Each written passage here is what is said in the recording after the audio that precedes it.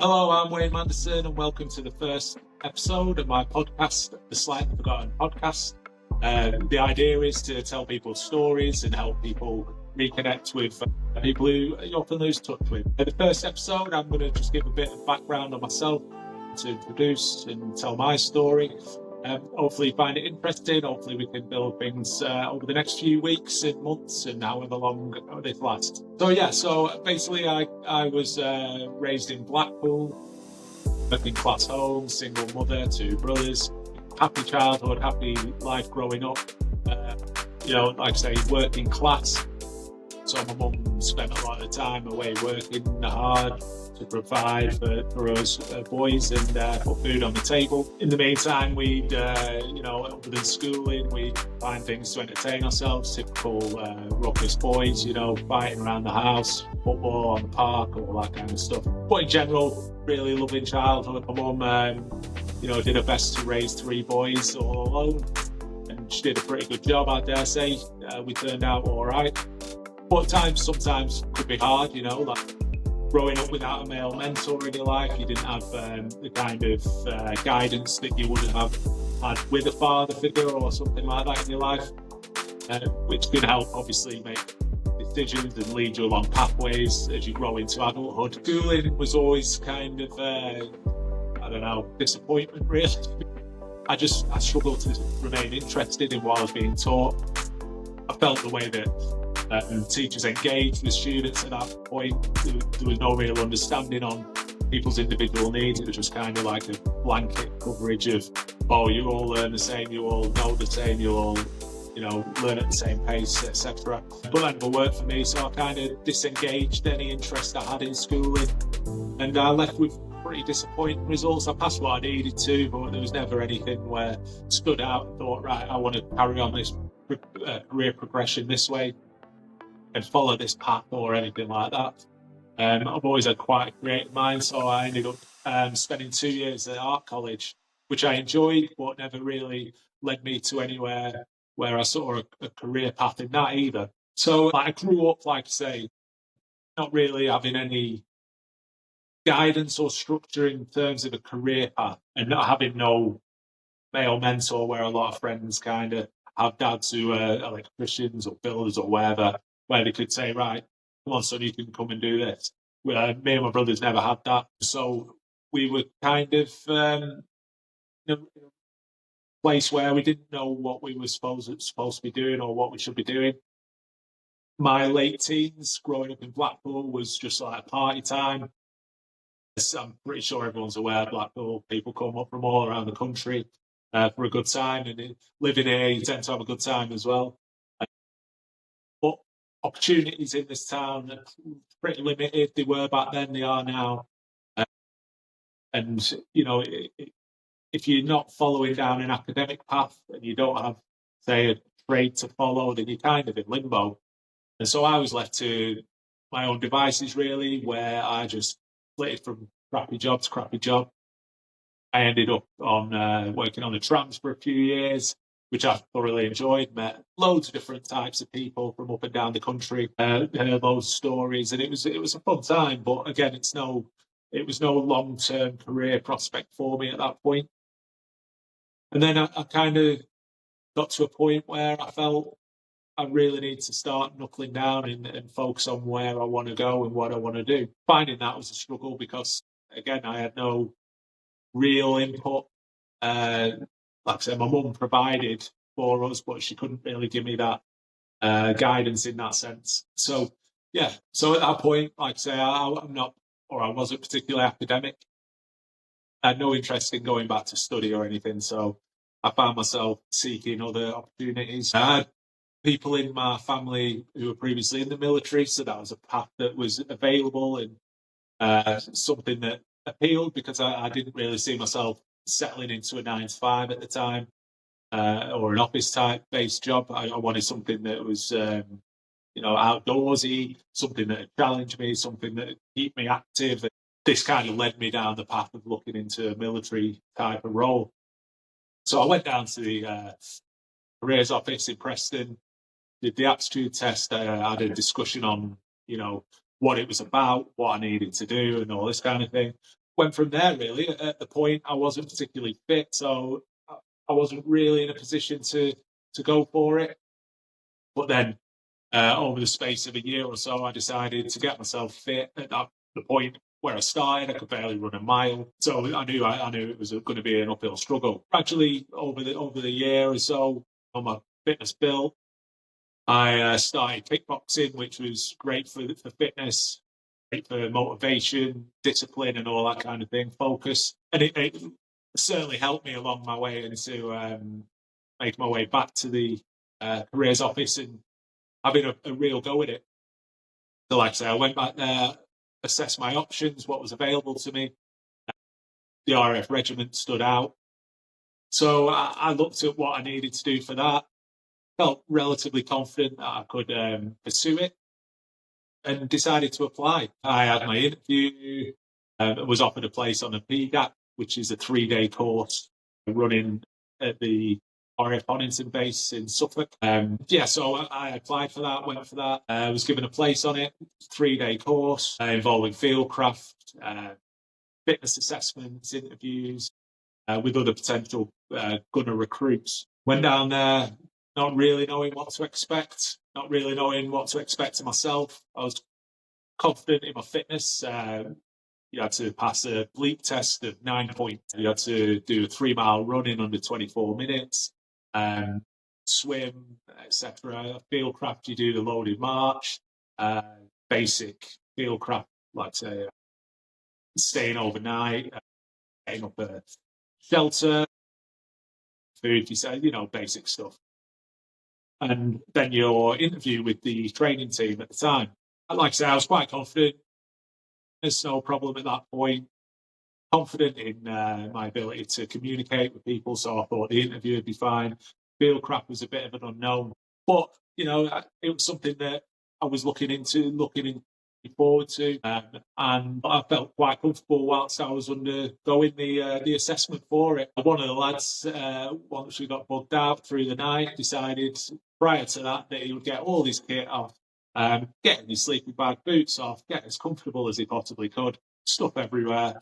And when we got bugged out, he was there running, trying to catch up with everyone, shit falling out of his Bergen all over the place. Didn't see that guy again. So that kind of gave me a bit of a lesson in making sure my shit was squared away. So we had the interviews. There was an assessment over the course of the 3 days where it was out of 6. I think you needed 4 or above, or maybe 3 or above. I can't remember, to be potentially offered a place. Following my interview, I was told I had 5, which was pretty much a guarantee to then proceed into the trainee gunner course. So I was really pleased with that. Decided after that, like I say, I'd spent so long building my fitness up to get to a point where I was ready to join.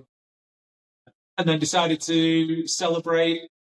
This was over the Christmas period. I was supposedly joining up in the January. I was offered the place in the January.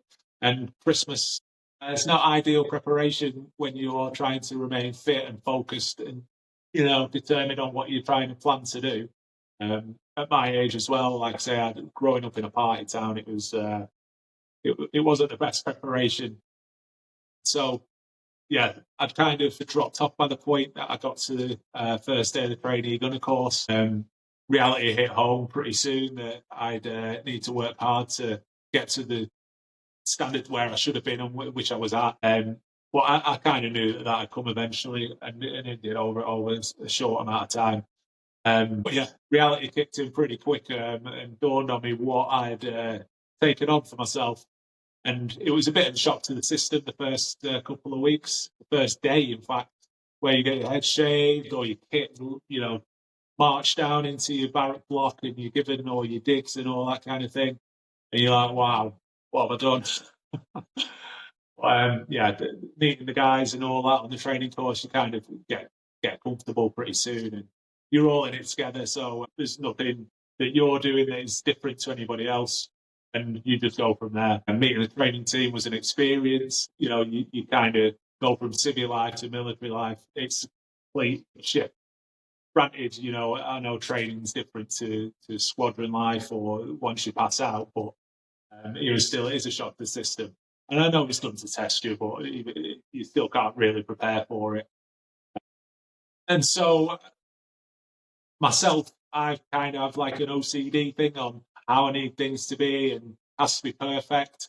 And so when it came to kit inspections, my mind was going, I had to get everything perfect for it, which was to my own detriment, really, because I'd spend literally hours and hours throughout the night into the early hours making sure my creases were perfect, everything was perfect, clean, immaculate. And then, you could spend as long as you like doing that. And then the next day, all of your kit can just get tipped up, regardless of how good it is anyway, just depending on what kind of mood the training team are in, or if your face fits or doesn't fit. It could just be anything. It's just to test you. And it's an experience. It's an experience, not a pleasant one when you're struggling for sleep and all that kind of thing. But it's stuff that you need to go through to see if you got the mettle to put up with it and put up with what is needed along the way. So yeah, like I say, I struggle with that. Sleep was a problem, not just for myself, but for a lot of people, because your focus is on making sure everything's all right, but the mental fatigue, along with the physical fatigue, does take its toll. And when you're in like classes for stuff, learning core values of the Air Force, you're told that if you're starting to feel it a little bit, you feel a bit tired, make sure you stand up. So you have people getting up every 2 minutes, like in Jack in the Box. And then on the flip side of that, you have people who are trying to fight it, pretend that they're not sleeping, and you look like checking everyone's seeing or no one's seeing them, but everyone's seeing them. And then you have the next person doing it, and then you find yourself doing it, and you're like, oh shit, the quick swig of water, next Jack in the Box, up you go. And then, like I say, it's a bit of a struggle all the time. And it filters through to everybody. So again, you're all in it together, and it's part and parcel. The initial few weeks, you build up to the first field craft. I never really had any problems. Like I said, I struggled a little bit with my fitness at points, purely because of my preparation being so poor, fortunately. But I got that back. So it wasn't a major issue. The training that you undergo, like say field craft, drill, all that kind of thing, pit husbandry, etc. It all leads up to first field craft, and the preparation for that, you have to do a weapon handling test. Well, as I said, academically, never my forte. So the idea of a test instantly triggered something in me, which just set alarm bells off in my head. And it created an anxiety for me, which was a problem because, like I say, I could do all the drills, wasn't really a problem. But then when it came time to have the test itself, I kind of went into panic mode, and it was a nervous wreck, really. And so you have 3 attempts in it. 3 attempts, and you either pass, fail, and you go, leave the course, or you leave the training completely to either get recourse test and then placed onto a new trainee course, or you leave completely, and that's the end of your story with the Air Force or military. So yeah, my first test, went in, thought I did okay, but made a little mistake, ended up failing. No issue with that. I was starting to panic a little bit, but I had no issue with the failure because I knew what I did wrong, and it was a daft mistake. Second time, I was starting to play on my mind, like I say, the warning going off in my head, oh, you're going to fail. Always started to come more and more as it approached the retest. Ended up going in, and by the point I went in, I was a bit of a wreck. So I instantly made a mistake, instantly failed, and then that set me up for failure straight away for the third time. I may as well not even gone in because I just wasn't in the right headspace. And I don't think people had set up, or they weren't set up at that time to kind of focus on how people react differently to things. But I had no excuse. Like I say, the anxiety kind of took over at that point, and I wasn't in a position really to take the test, and ultimately failed. And it was very disappointing because it was something that I knew I could do, and it set me back. Obviously, onto a new course. It made things really difficult for me to grasp. But on the flip side of that, it gave me time to, contemplate, assess that, this is what I wanted to do. This is, something I really wanted to focus on. And following a discussion with one of the corporals in the training team, he, gave me a reassurance that, I could do this. And, it was a setback, but try not to let things overwhelm me in such a way where, simple things, which is what it was, just became difficult. And it wasn't a case of me not knowing, it was just a case of blockage, basically, where I just couldn't overcome it. And it's a strange thing that I carried over from high school and childhood, and something that I probably still have a little bit today, but, I deal better with things now than what I did back then. But anyway, like I say, I had the opportunity to either leave at that point, which is wasn't something I was contemplating, or I could refocus and settle on another training flight, which is called casino flight. So it's basically set up for people who are recourse who need a little bit more time to prepare and whatnot, or retrain. It's for people who suffer an injury through training, so they rehab on there and get themselves up to a level, and then when they're ready for the next step, they rejoin the next training course at whatever stage they were at. I spent, I think, about 8 weeks on there, and like I say, it set me up really well. My fitness went, through the roof. I was as fit as I was at any point, really. Comfort in what I was doing and my position in the Air Force at that point, was there. And it just gave me, again, on top of the words from my corporal, it just gave me reassurance and confidence that, I easily had the ability to be there and pass the tests that was set out in front of me. I just needed to get going and get in there. But that gave me the time to do it. And funnily, when we were on there, you do the weapon handling test straight away, and then you do the annual weapon test, which is you go to the range firing 100, 200, 300, 400 meters, and you have a certain score that you need to reach to get a marksman score. There's a pass rate, there's a marksman score. I think it's above 55. I can't really remember, but I ended up getting 63 or 64, which I was absolutely buzzing about. Gave me a marksman score and gave me the confidence to just think, you know what, I can do this.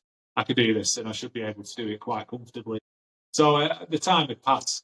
Eventually, I went on to the new training course, which was TG6, I think, at the time. And I think there's 3 training courses running at one time alongside the casino flight.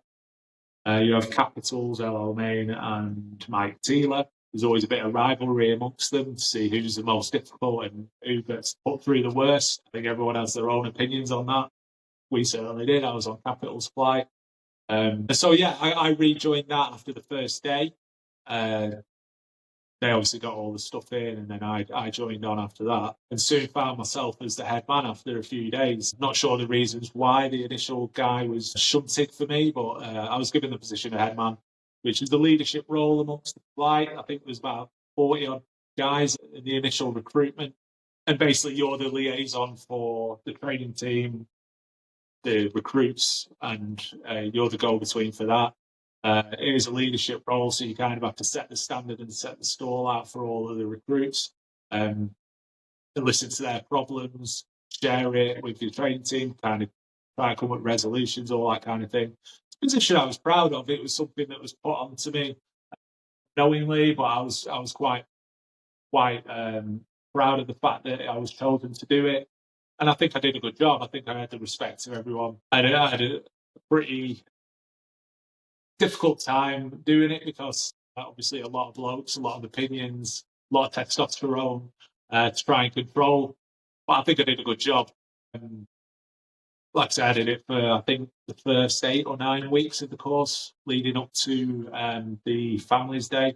And then the role was taken over by a good friend of mine for the remainder of the course. Yeah, it was challenging because, like I say, you have a lot of testosterone, a lot of young blokes all wanting to do it in quite a difficult, to do the best in difficult circumstances, and to try and control that is quite a challenge because not everyone agrees with your decisions. You're in that position to make decisions for the better of the course. I was offered the chance to step down, which I think was a bit of a test to see if I would or not. Rejected it. I said I was happy to continue, and they were happy to have me continue for another few weeks up until the family's day, like I say. So yeah, within that time, there's the initial field craft. You do various assessments throughout.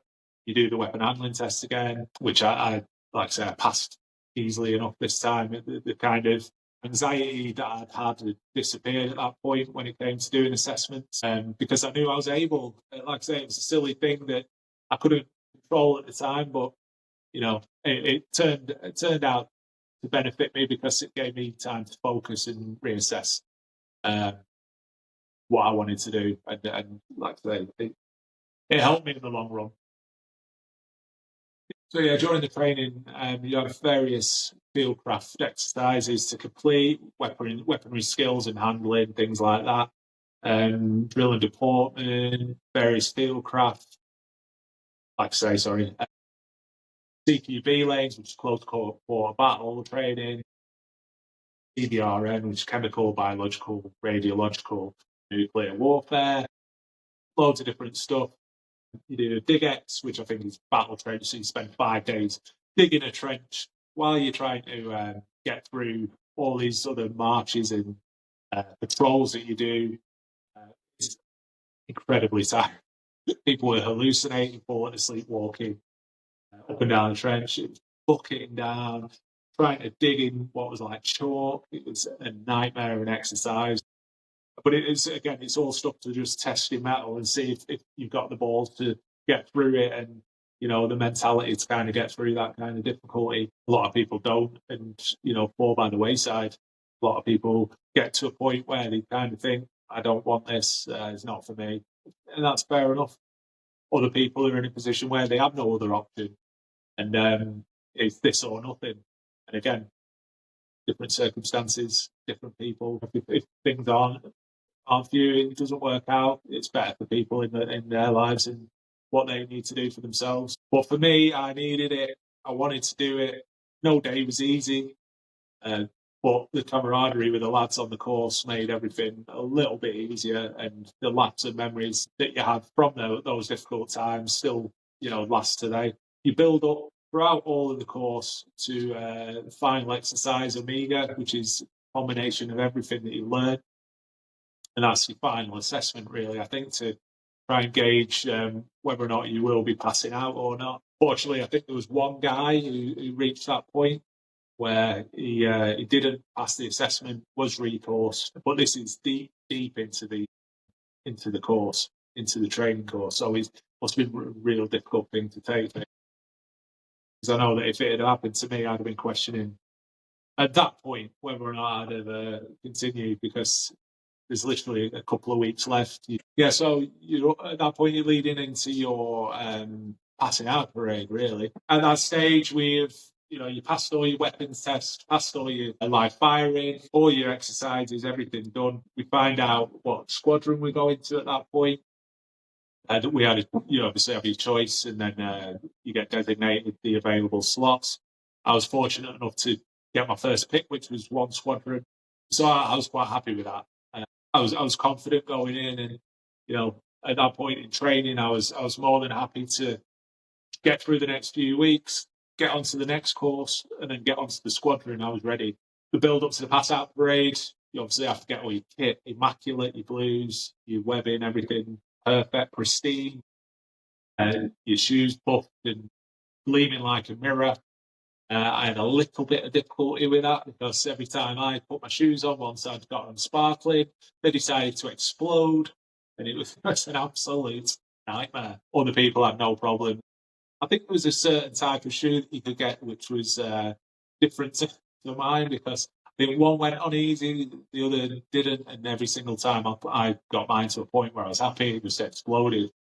So when we were doing the inspections, at the time was looking at my shoes thinking, what the hell are you doing? We lived with it. We got on, and they looked all right in the end, but it was hard work getting them to that point. That parade was such a proud day because You go through the 21 weeks. Obviously, for people who were in my position where you had to go through a little bit longer, it's 21 weeks of hardship. And like I say, every day is difficult, every day, and it's a test of fortitude.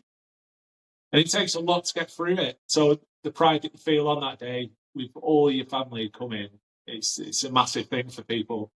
And it's something that you cherish and something that you remember for the rest of your life, because it's one of the moments that your family do share with you. It's the biggest day that you've had up until that point. So yeah, you go through it. We had ours, listening to Thunderbirds bloody theme tune for some reason. But yeah, it was a great day. You go through that, then you leave, come back. And following the basic training, we had a 9-week field gunner course, which was an addition to the basic training. It was more advanced weaponry, more advanced tactics. It was a combination of squadrons, people who passed out. So we had 1, 2, 27, all relatively new recruits. All relatively new gunners passed out. It's just an addition onto the 21-week course. So essentially, you do a 30-week training, basic training. But this was more difficult, ranges to do, better CQB lanes, all live firing, and it was a real good experience. And like I say, the combination of mixing with the people from the different squadrons was a good feeling as well, because you ended up creating friendships with people who you chances are you wouldn't come across too often, other than maybe just training courses like this. But yeah, great experience. I think set everyone up really well, or just set everyone up really well for squadron life, because you have that kind of connection with the other people who have been on squadrons already. Like I say, relatively new gunners, but still, experienced on squadrons. To hear their perspective, the transition from training to actual,